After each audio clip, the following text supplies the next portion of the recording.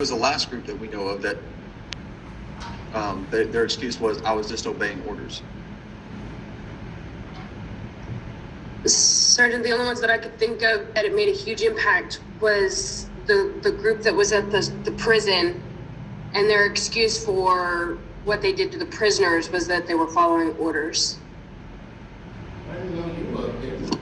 Yeah, I'm doing BLC. No, which prison exactly are you referring to? South the grave. Okay. What about the Nazis in World War II?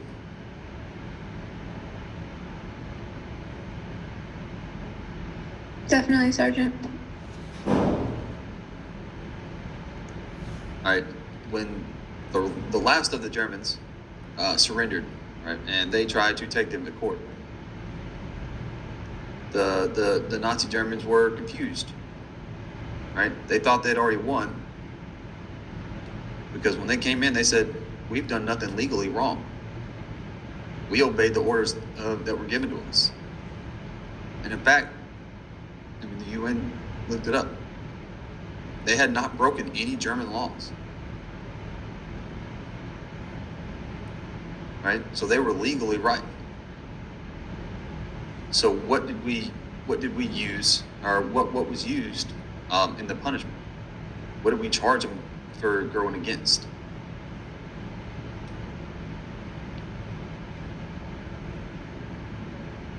Crimes against humanity. Right? They were morally wrong. Right? So we used morals, crimes against humanity, to charge them with. Right? So just because you receive an order doesn't always make it right.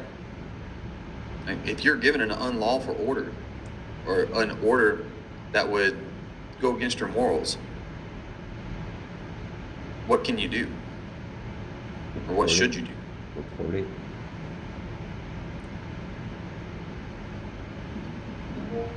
Sergeant Corley. You should not obey those orders if you know that they are unlawful, and you should report it to a higher chain of command so that their abuse of authority could be held accountable for. Sergeant Rayburn. Sergeant, I would agree with that as well.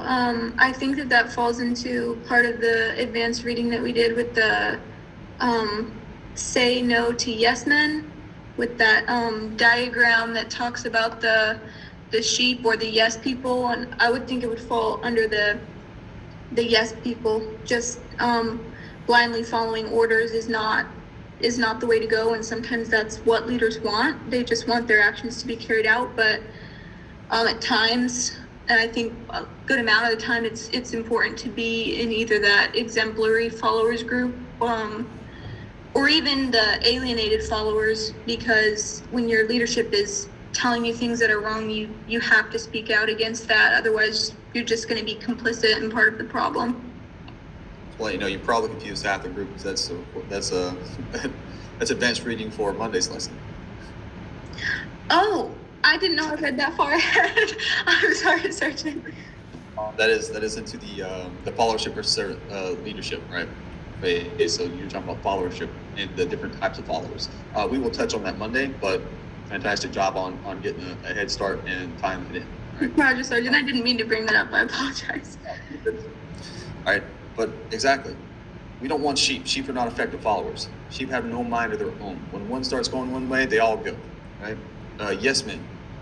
Absolutely, Roger, Sergeant, I'll do it. Hey, I need you to go and drop a bomb on this village of civilians. Roger that, just push the button. Right? Would that be a lawful or moral order? Right? Absolutely not. Right? And Sergeant Corley is correct. Right? You refuse it and you report it.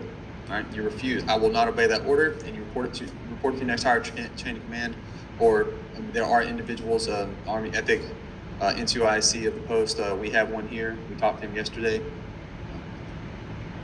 That was our training, our NCOPD yesterday at 1500 that we had to go to. It was over Army Ethics. All right. absolutely refuse and report. He had a great slideshow. He was going to try to get it to us, but he's not going to be able to get it to us until after lunch, so you aren't going to get to see it. But I may try to find some spare time to show you some of it and tie it in. However, yes, if it's not a moral and legal order, you do have that right to refuse and report it, right? And that's what we got to look for, right? And that also takes Army values in itself. It's your duty to refuse and report it. It's your duty or your personal courage to stand up to it, right? It all ties in. If we practice those values in everything we do with the best interest of the Army in mind, it's going to be real hard to do the wrong thing, right? Real hard. All right, here's our own little slideshow of that table that is in 6-22.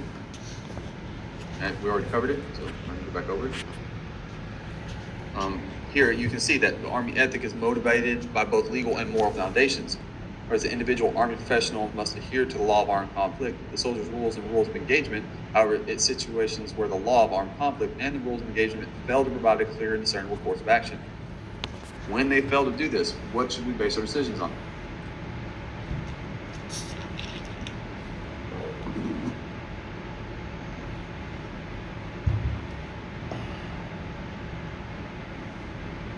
Here's talking about still sold on the legal side.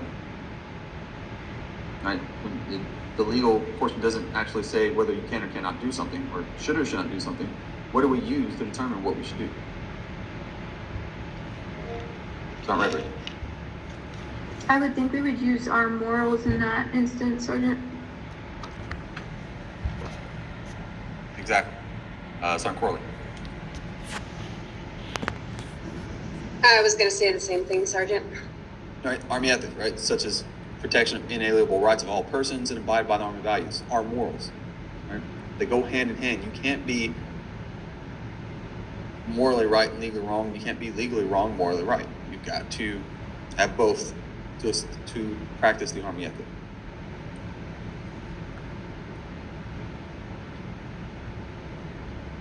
All right.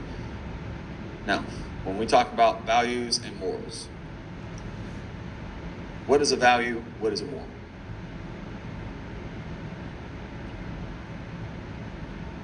How do we compare and contrast those two terms?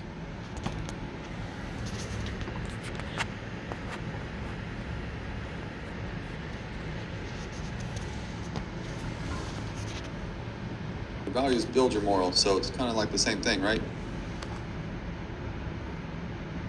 That's what I was thinking, Sergeant. They seem very closely related to each other. All right, well, let's look at it. All right. So I understand it says values and ethics, right? But we're going to look at what it describes values as, right?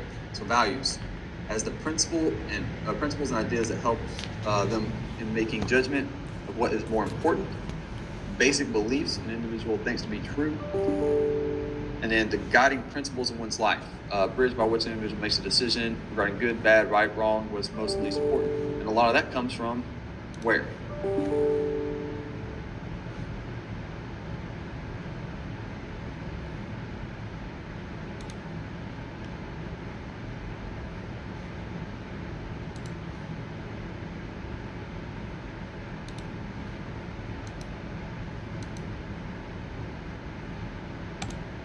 I'm gonna have to get a soundboard where I have like the crickets. It's just me.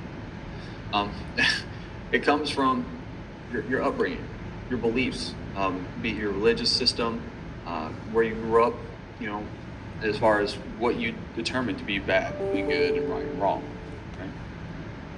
Because who ultimately teaches us what is good and bad, what is right and wrong? Parents. Sergeant Corley. Our parents, Sergeant. Could be your parents or the ones who raised you, right? But if you don't learn that from your parents, or if you don't teach your children or your soldiers what is right and wrong, who is going to?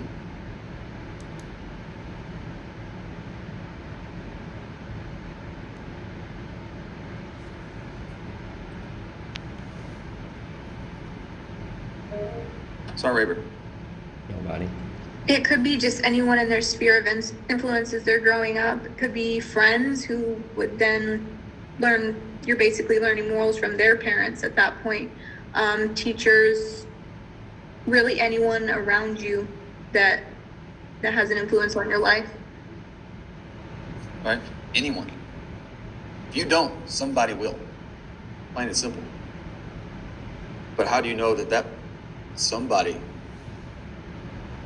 has a north pointing moral compass? Right? How do you know that somebody knows what good and bad and right and wrong are? Right? These are some of the problems we face today in America with the youth of today that go out and they set their morals based on those around them. But when they're in poverty-stricken areas, right, these morals aren't exactly correct. Right, when you got to steal to put food on the table,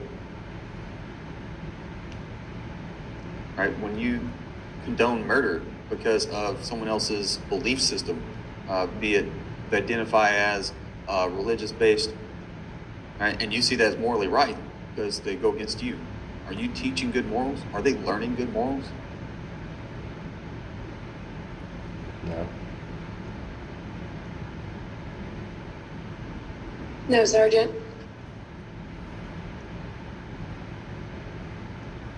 There's one of the biggest disparages of America today is our morals are determining our values, all right? And our values are not aligned with the best interest of life, the best interest of the American people, right? And when we get soldiers coming in of the youth of today, right? Has anybody here got a soldier that was born after 2001? Roger, Sergeant. Right? There's a big difference between private today and private 6 years, all right, 10 years ago. Those who weren't even born when 9/11 happened, right? Those who weren't born when we were in what some of us know as the golden age, right? The technology advancement era, right? When I was born, we didn't have internet.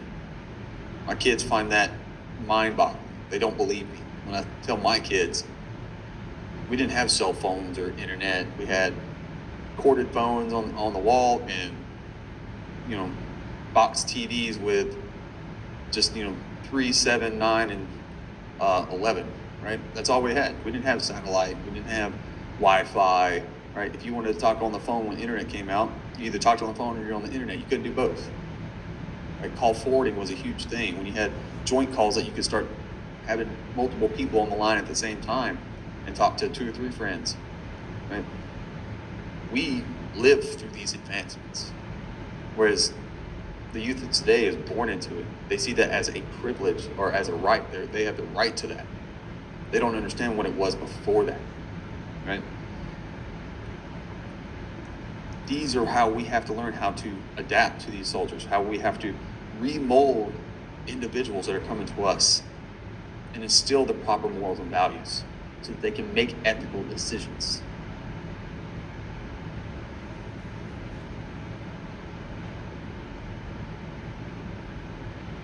How do we feel about that?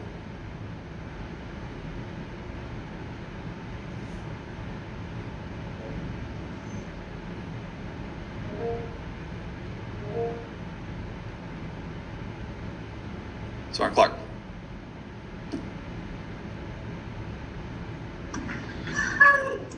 Sorry, it makes me feel like it's a little bit more challenging that you have soldiers that are actually like that. And then it makes them seem like they're more privileged. Like, they don't feel like, okay, well, I have to work as hard.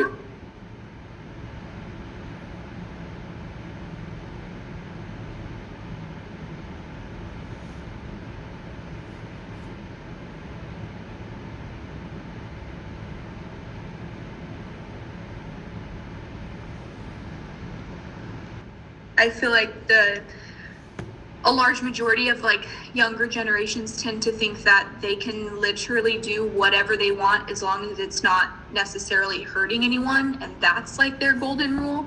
So remolding that is very, very difficult task. Absolutely. Sergeant Corley.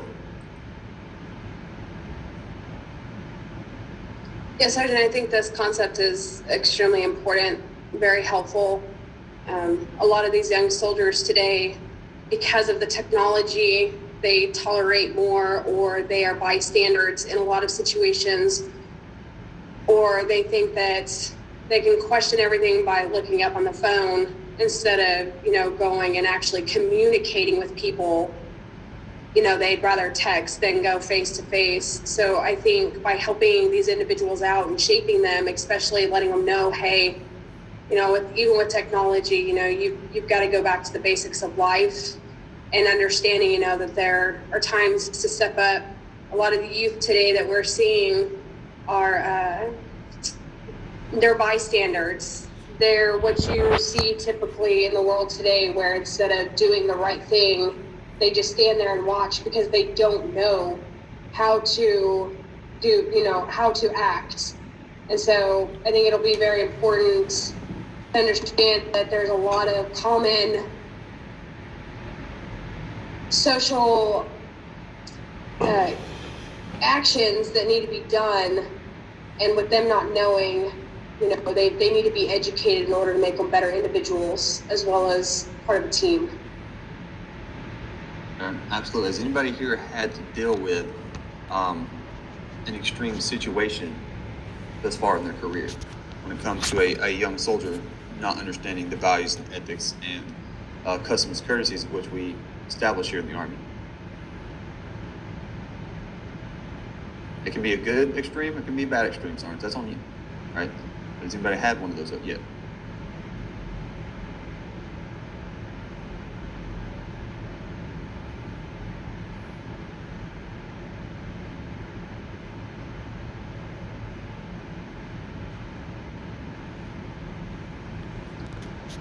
Well, go ahead and get your mind right. It's gonna happen. Right? I've had both extremes, Sergeant. I was a 25-year-old brand new promoted E5 with a 37-year-old E4 who had done more in his life than I'd ever done. And he gave me the utmost respect because he knew I was in charge of him. Right? He understood I knew more than him about what we were doing. Right? He's the current chief of police in one of the cities in Alabama. Right? Once you stop him, right? But he's current chief of police. He also stabbed me. It was a great time. We laughed about it. Okay. What? Yeah, we were in Afghanistan. He used to be a former SWAT officer in Alabama, down in Birmingham. I mean, like I said, he had done more of his life than I had. Right? He is a wealth of knowledge for me. He was a tool that I used to gain experience. He was teaching me some knife defense classes. We may or may not have been bored and used an unsheathed K-bar, and I may or may not have taken 3 inches of that into one of my legs. Okay. So, either way, we hugged it out. It was okay. I got my stitches. We're good to go, right? 2 days off of missions, and then I went right back to work, okay? But outside of that, he was probably, still a great friend. He hangs that K-bar on his wall in his office now, as chief of police. Still stay in contact to this day. He was born in an era that valued, right, respect. Okay, they valued good and bad, right and wrong. And more recent, before I came here to be a BLC instructor, I was tasked over at 316. All right, 316 Cav Squadron under 316 Brigade. All right, we had a soldier who had come from South Carolina, just graduated basic training. First duty station, guess what? Fort Benning.